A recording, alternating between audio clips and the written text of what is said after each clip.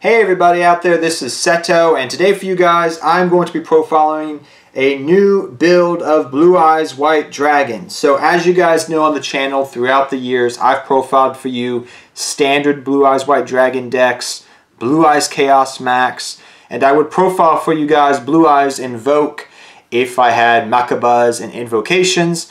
And I've also profiled for you guys on this channel Blue Eyes Shining Dragon deck profiles. So I've done a bunch of different Blue Eyes versions on this channel and profiled for you. Today, however, I'm doing a new one. It's a concept that me and a buddy came up with recently, and I've loved playing it in the deck, and it's been so fun to play. And that is Blue Eyes Lord of the Red deck. Or, to be more precise, Lord of the Red Blue Eyes deck. And it's really fun to play. So the deck, conceptually, its build is most similar to Blue Eyes Chaos Max, but it functions a lot different than Blue Eyes Chaos Max deck. The Blue Eyes Chaos Max decks do. It's also a lot different in how it works compared to Blue Eyes Chaos Max. Where Blue Eyes Chaos Max is an okay card, you're mainly using Blue Eyes Chaos Max's effects on your opponent's turn. You know, double piercing, all those lovely things. Lord of the Red works on both your turn and your opponent's turn. It's a little bit more proactive, I guess you could say, in that aspect, but it has a lot of synergy with the Blue Eyes deck already built into it. So without further ado, let us get into the deck profile, and we'll talk about it.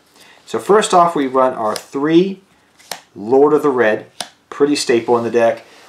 He has a lot of different things he can do. We'll read his card effect here in a second for you guys. I forget what he does.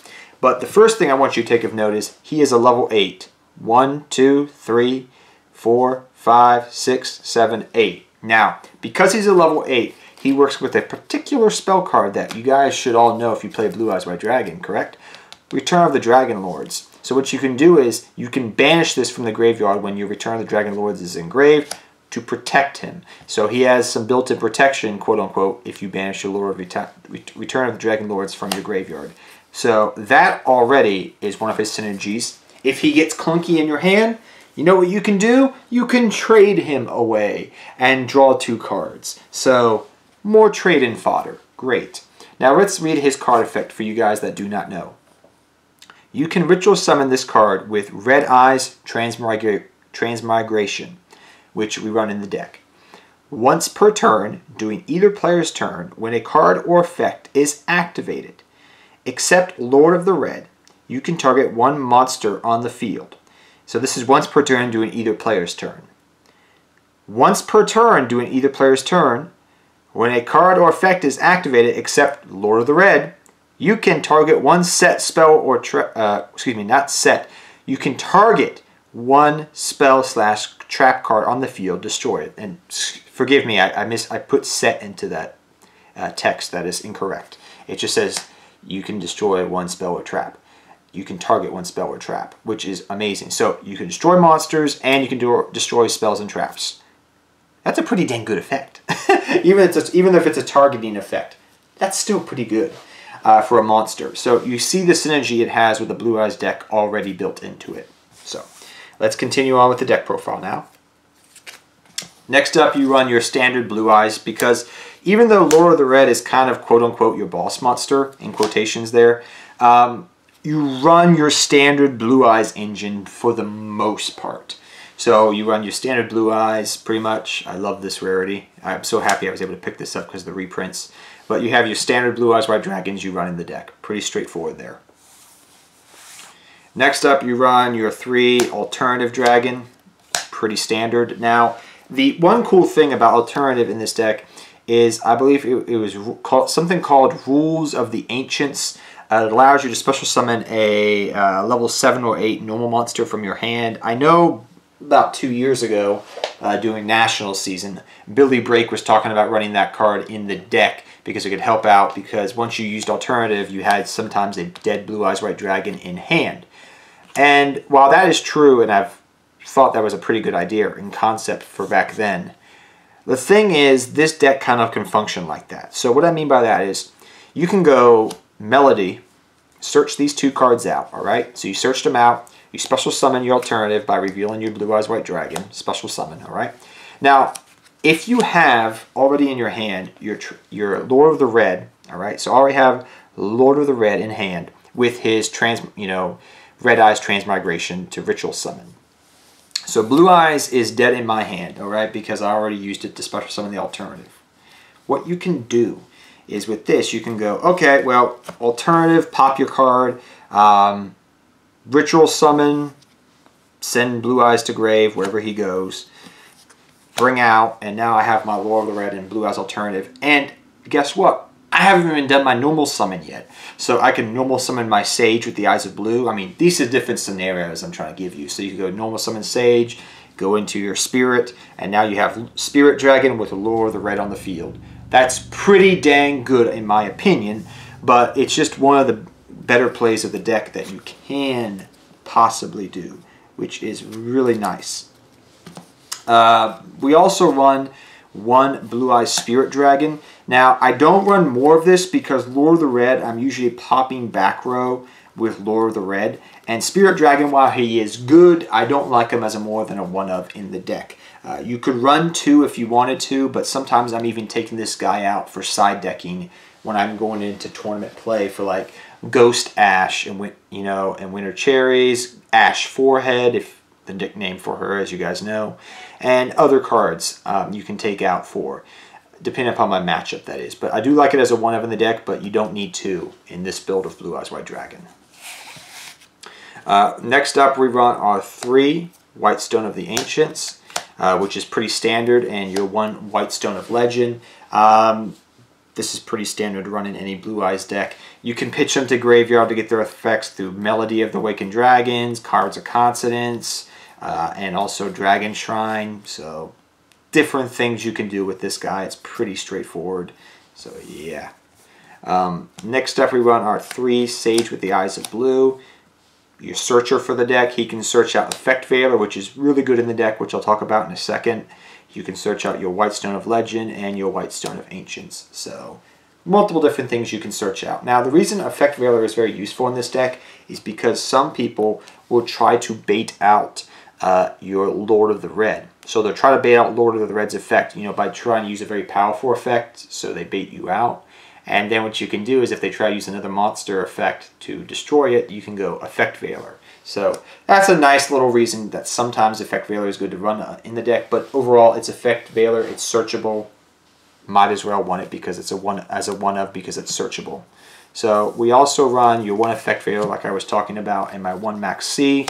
I don't own Ash Foreheads, so if you want to run them, go right ahead. But 1 Effect Veiler, 1 Max C in the deck. We also run double Manju, so because my normal summon, I would prefer it to be taken up by Sage with the Eyes of Blue, and also due to the fact that you can easily draw into the cards, and you also have pre-preparation of rights, which you can use to search the cards out. You don't need Manju as a 3-of in the deck, because you already have pre-prep that can do that for you by giving you a +1 for adding both to your hand, or you could draw them in hand already. So I like 2 Manju, it's pretty good in the deck, but you don't need 3 Manju, and I cut it out to add things that help with the deck overall, like hand traps like Max C and whatnot. So double Manju, you do not need triple. 3 Melody of the Wakened Dragon, you can use this to search out your alternative, your Blue Eyes plays, pitch cards to the graveyard to get their effects. You know what it does. And by the way, again guys, I love that dang artwork of Lord of D rocking out on a guitar. A Blue Eyes White Dragon guitar, mind you.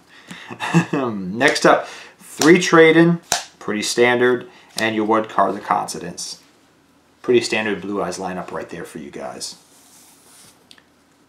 Next we have our 3 Pre-Preparation of Rights, and we also have our 3 Red Eyes Transmigration. The reason we run 3 Pre-Prep, and you can't run it in Blue Eyes Chaos Max, because you can run in this deck, it makes the deck more consistent a little bit than Blue Eyes Chaos Max, a little bit more. Because I can search out, because this has the original name, it means I can search it out with Pre-Preparation of Rights, which means, if you follow me, I can +1 with this card. And overall, it just makes it really nice to run. So, awesome artwork of Joey going freaking, I guess, flame on, whatever. But yeah, pre-preparation rides can search this out and can search out your Lord of the Red. So great for that, for 3 pre-prep. Staple in the deck, awesome. Helps you deck thin. Next we run your 3 standard Return of the Dragon Lords, which like I said can be used for multiple different purposes in this deck. Pretty straightforward. We also run for some 1-ofs, and we don't run any traps in the deck. I should let you know that. So there's no traps in this deck. The deck is 40 cards, but no traps. So we run 1 Silver's Cry, 1 Soul Charge, 1 Dragon Shrine. That is the lineup we run. Dragon Shrine's good because it can help set up the grave, do different things. Soul Charge, OP and Blue Eyes, and Silver's Cry. You guys know why we run it. Just another good Reborn card. So that is the main deck. It is 40 cards. Let us go on to the extra deck now. So the extra deck we run are 2 Seto Kaiba tokens. No Joey tokens this time because we don't want to tell Joey that we're using his cards, correct? I'm joking, but all things aside, 2 Seto Kaiba tokens I always run in my Blue Eyes deck for good luck. Your 2 Spirit Dragon, pretty straightforward there on that part. The cool thing is, like I was saying earlier, you can go Spirit Dragon with Lord of the Red on the field. It's a pretty good setup. Your 1 is Your Eyes. You don't need double in this deck. I wanted to make room for other things and try them out. Your 1 Black Rose Moonlight Dragon, and your 1 Ancient Fairy Dragon, as well as your 1 Crystal Wing Dragon. I'll put it right here. So your 1 Crystal Wing Dragon. If you guys don't know, you can use Spirit to go into Black Rose Moonlight or Ancient Fairy Dragon to go for your Crystal Wing Dragon. We also run our 1 Alcei and our 1 the Sylvan High Protectorate, and then 1 number 68 Snap Holder, the Sky Prison, which is a pretty good card, and your 1 Hope Harbinger, Titanic Galaxy. Then we run our Galaxy package, your Galaxy Eyes Cypher Dragon, your Galaxy Eyes Full Armor, and your number 95 Galaxy Eyes Dark Matter, as well as we also run the Blue Eyes Twin Burst Dragon, which you can run or not run, it's up to you. And I'm also running some Link cards because they sometimes come into play, but not all the time. You want them sometimes, not all the time. So your 1 Link Karibo and your 1 Decode Talker. So Decode Talker is pretty good, and Link Karibo you sometimes will go for, and it can also help you out with protecting your Lord of the Red in certain scenarios, because Lord of the Red only has 2,400 attack, which is one of the downsides of the card. So that is the extra deck. I know that, oh my gosh, that deck profile was very, very, very quick for my channel, but let me go over talking about some little side deck things you can run if you want to take this into tournament play, or you were looking to try new things out with the deck. So there is 1 card that you can try out in the deck that I was trying out and one of my buddies was trying out and used years ago when Lord of the Red first came out. That is a card called Piranissimo. It's a quick play spell that states you can decrease your attack down to target one of your monsters, decrease your attack to 100, but your monster cannot be targeted or destroyed this turn. And you may say, why is that even a good card for the deck? Because sometimes your opponent would not want to bait out Lord of the Red.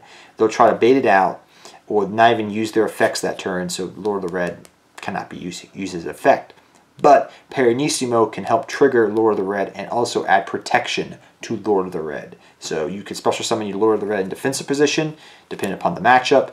You can go Piranissimo, trigger your Lord of the Red, destroy your monster, but my monster's down to 100 attack for that turn. So maybe I'll summon it in an attack position, but I'm not going to attack you. I'm going to attack with a different monster, but I want to destroy that 1 card you have. Like say they have a Lightning just sitting on the field with a Utopia Prime and something else attached to it. You can be like, okay, Piranissimo, blow it up.